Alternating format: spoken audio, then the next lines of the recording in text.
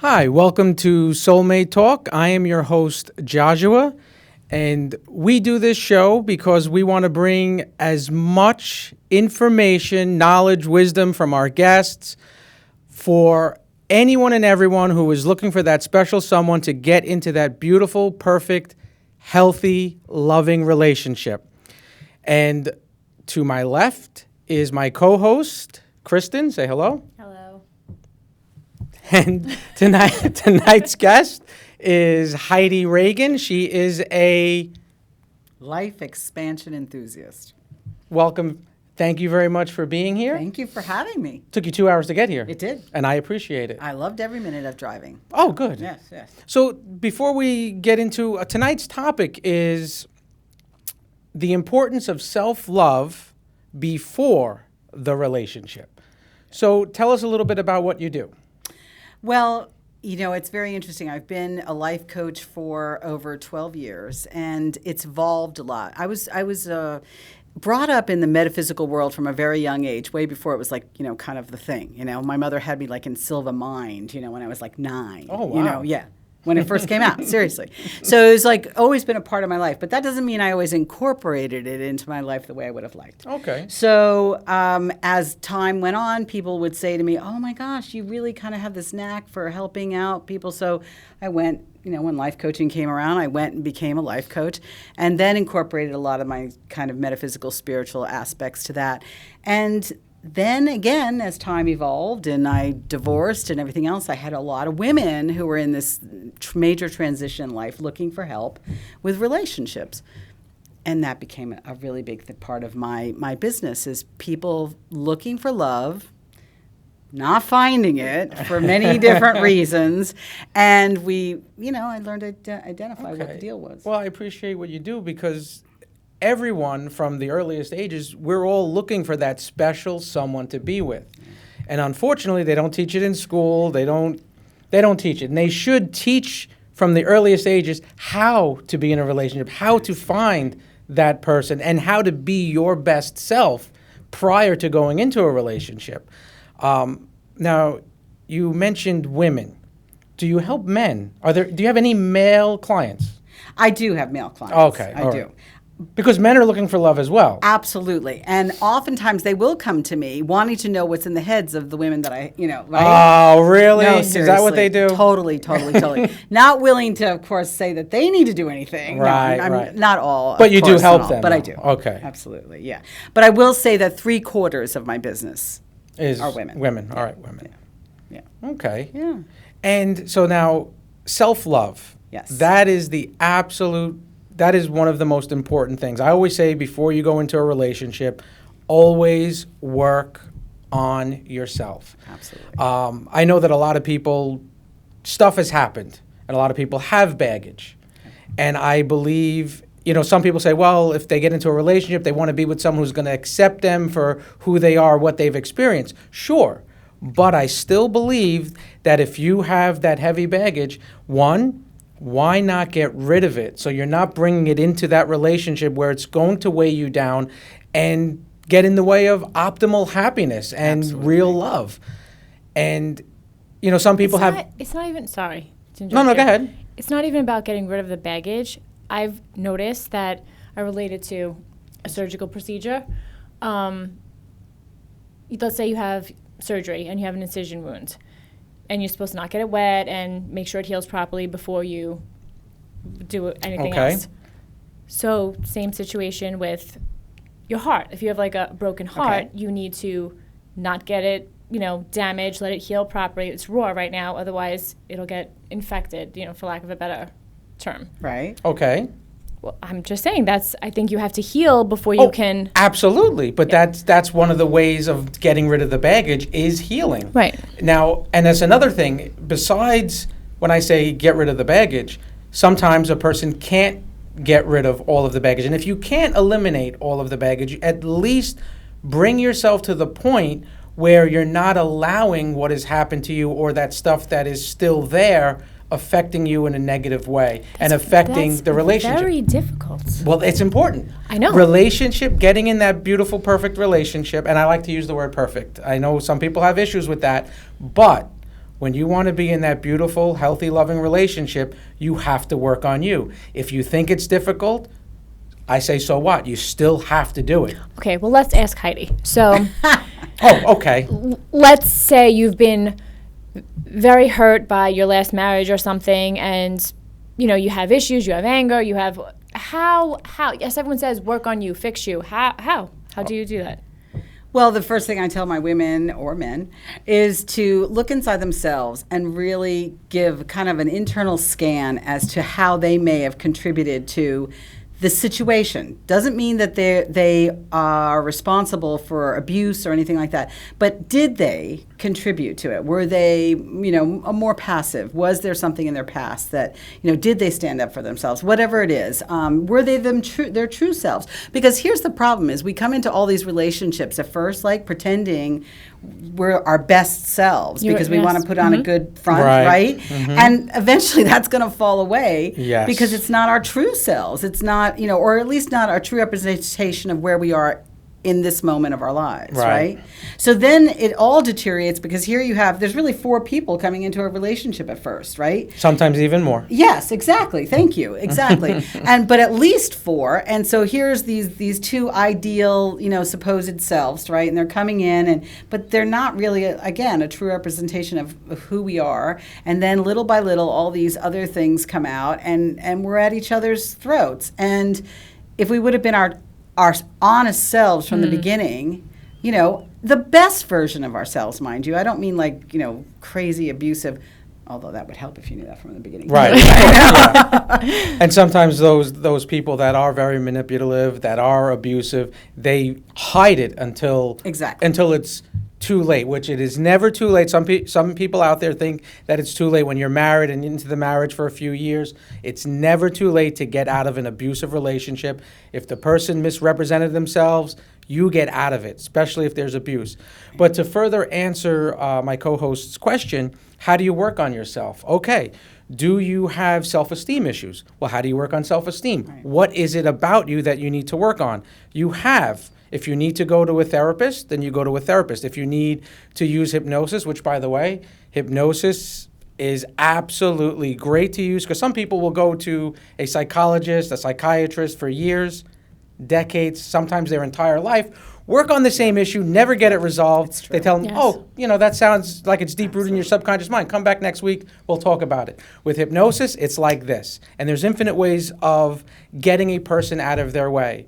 And there's a self-love and appreciation technique in hypnosis that absolutely frees you to love yourself. And of course, if you do have that self-love, everything else is easier. It's easier for you to be loved, and it's easier for you to share love.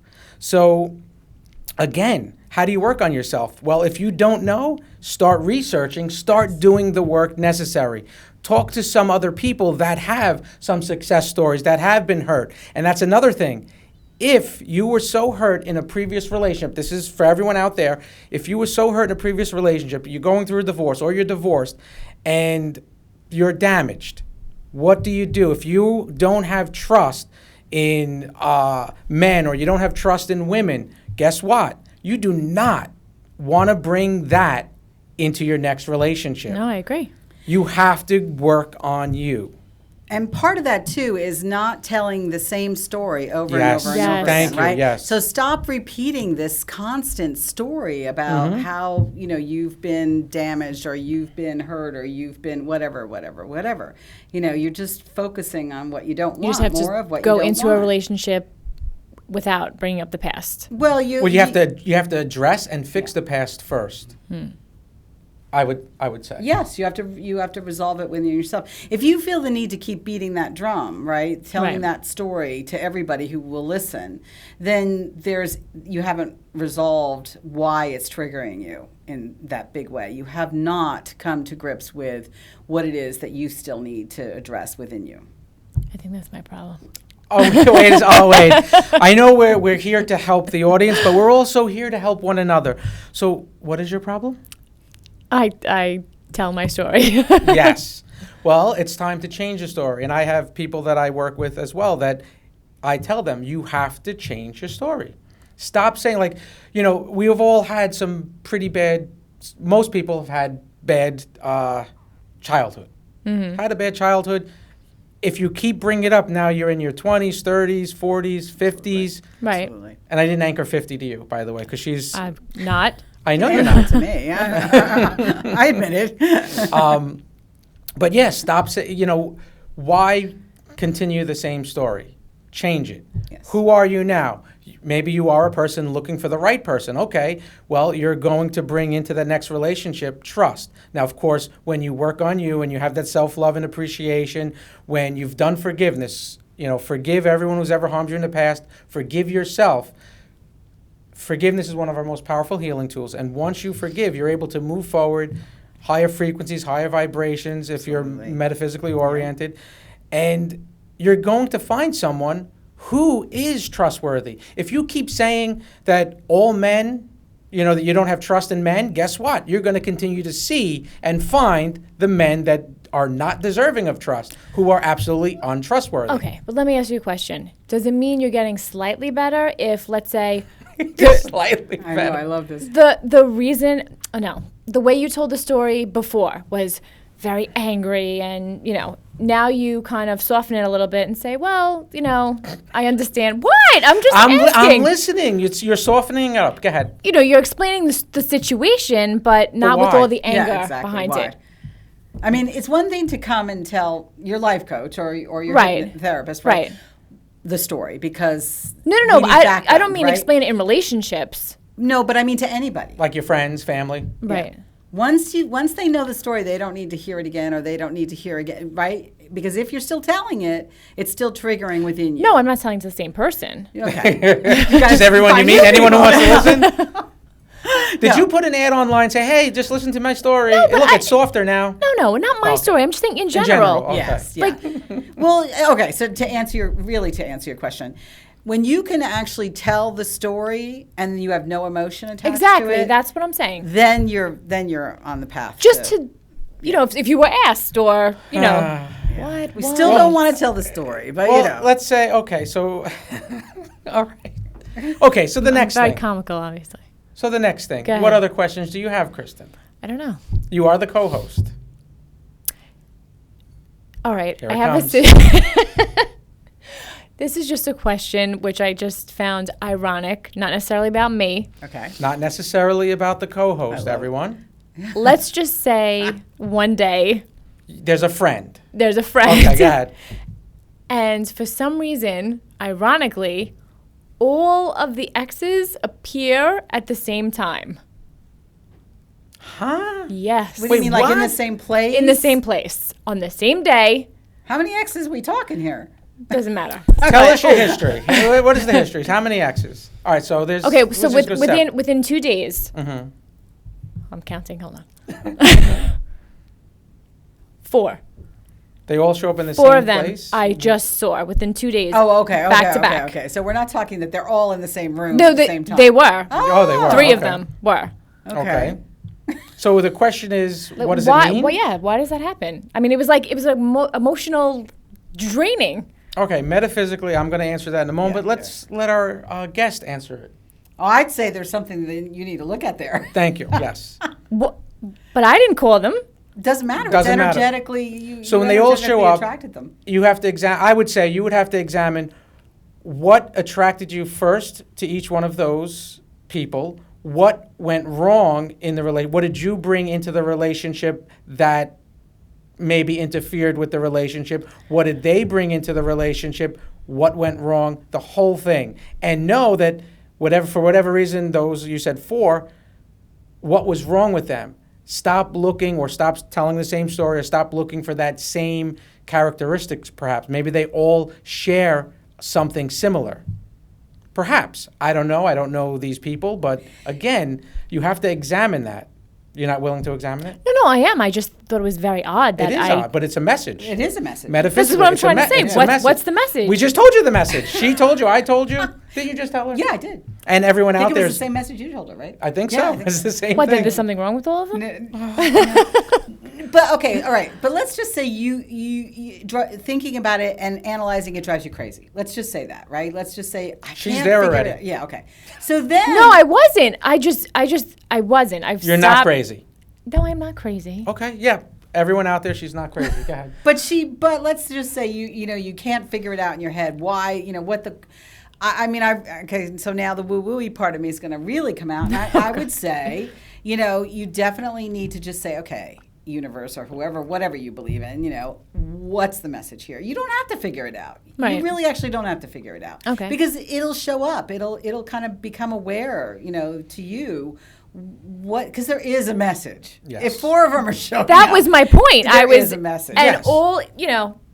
just very, Yep. very strange. So very just strange. say, okay, what's the message I'm supposed to have here? Anytime you ask a question like that, and you're truly open to the answer, You have to it'll truly make be itself, open Yeah, to that's kind receive of the the trick, answer. though, isn't it? Yeah.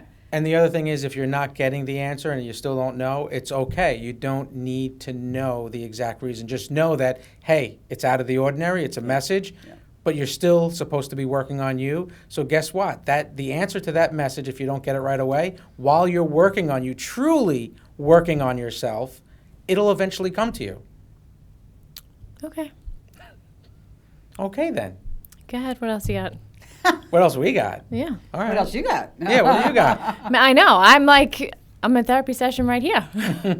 Well, but you represent a lot of the people out there. No, that, I agree. Right? Yes. Who are saying, well, what's going on? I mean, for instance, I look at you and I see a strong woman who has good self-esteem, right? And I think, well, but I don't know. This is what I get, right?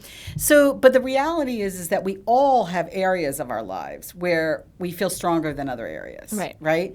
And some people, it's a whole lot of their areas, but others, it's just kind of like for instance, when I went back into the dating world after divorcing, I had no idea that I felt very strong and confident, and I felt like I was, a powerful woman, but I had no idea I was going to get triggered by some of the things I got triggered by, and rejection and everything else, because I hadn't put myself out there. Crazy out there. Right? Crazy. But once you're triggered by that, and you are emotionally, reactionary because of it, there's something to look at, and that's when you got to step Absolutely. back and go, well, what is it that what is this about, and why am I triggered? And it doesn't mean that I don't love myself in every area of myself, but Right. it definitely means there's something I'm not loving. Right. That makes a lot of sense. It does. I feel like I help a lot of people, though, if that makes sense, in relationships. And I love to. I love to help people. I truly do.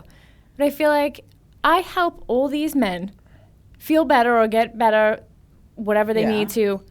You mean as a personal as a person. trainer? No, just Oh. as a person. Oh, okay. Like I help them if Sure. they have no confidence or they're going through something. I'm there.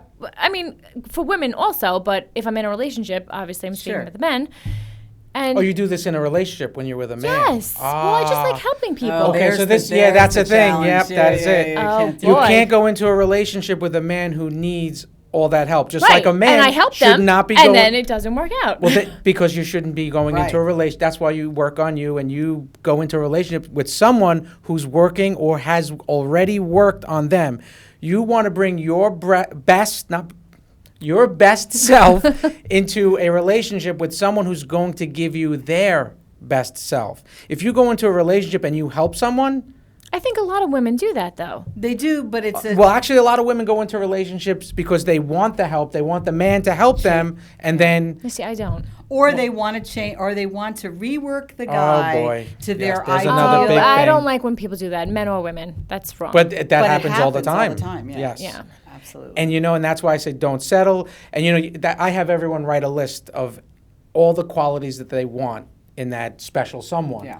Now they have the list, and then they start dating someone, and then, well, this isn't exactly what I want. So they go, well, this quality, and they start doing the numbers. Well, they don't have this, but that's okay because this makes up for it, and I guess I can live with that. And eventually, this will change, and maybe I could have this. No, if But the who moment. does? Don't you meet someone and if you know, you know.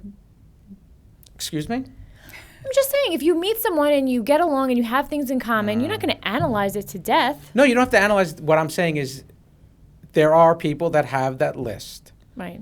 and they get into something, and then the person doesn't have the qualities that they really want.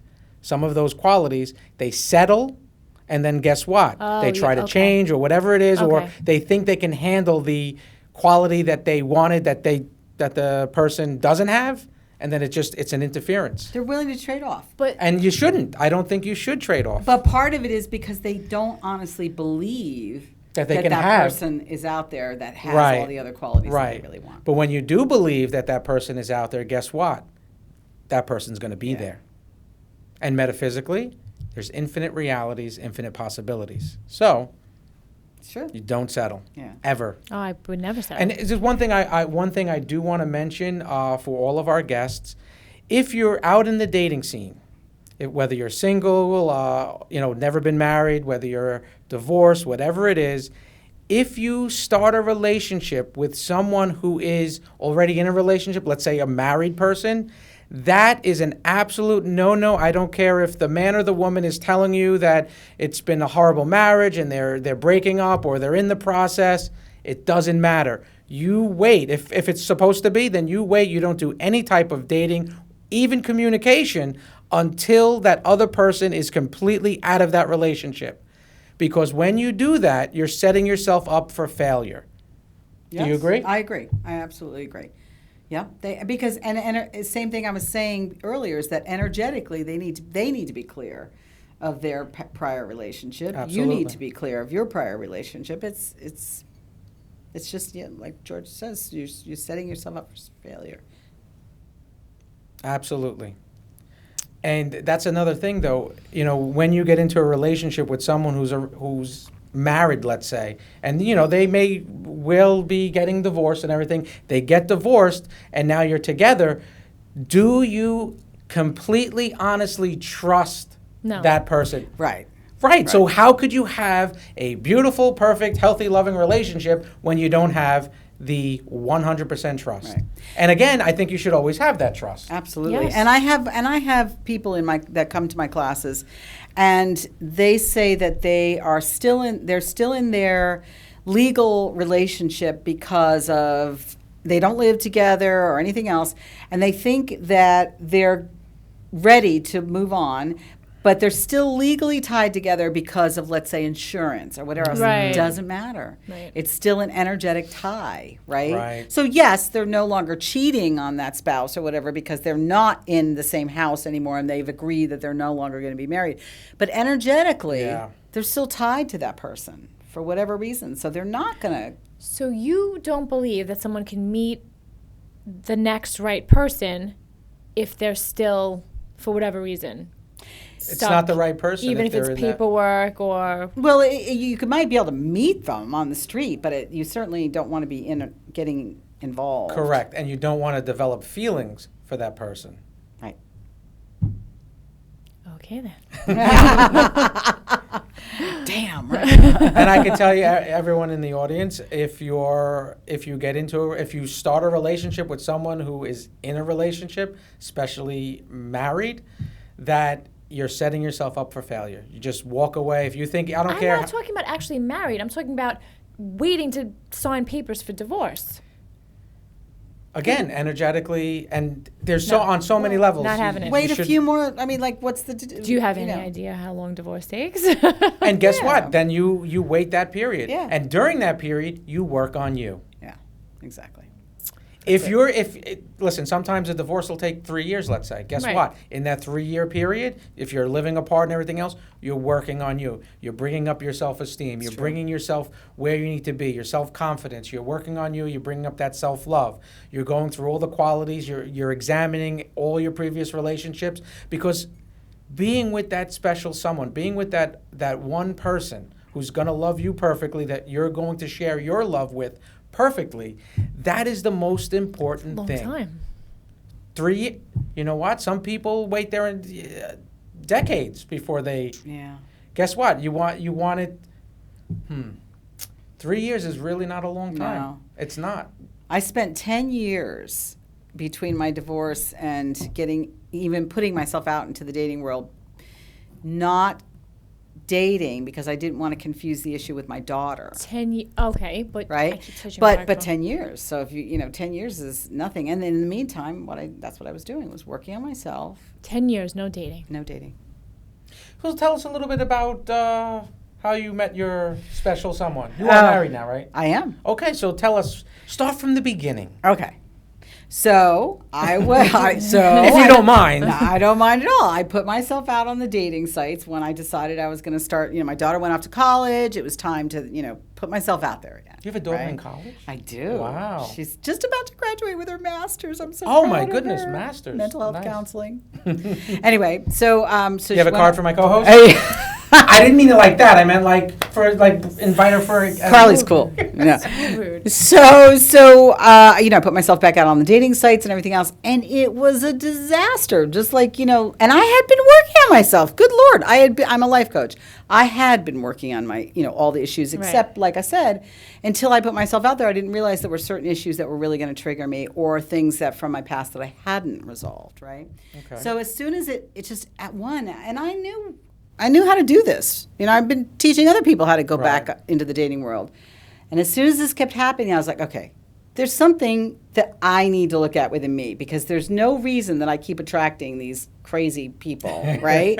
Seriously, there's something in me, Yes, I know it. I can't hide from it. So I took myself off the dating sites and just started working my own program that I teach women to do, right? And it's about self-love. It's about truly embracing who you are and those shadow areas of yourself and what you're still not looking at and all this other stuff. So I was doing this, and I wound up putting myself on a social media site, not a dating site, truly like a Facebook type site that dealt with happy moments. You just post happy moments, nice. right? I like that. Stays focused on the positive. And it was primarily women, like on this site, but there were a few men, it was new. It was when it was new. And I was being bold and brazen.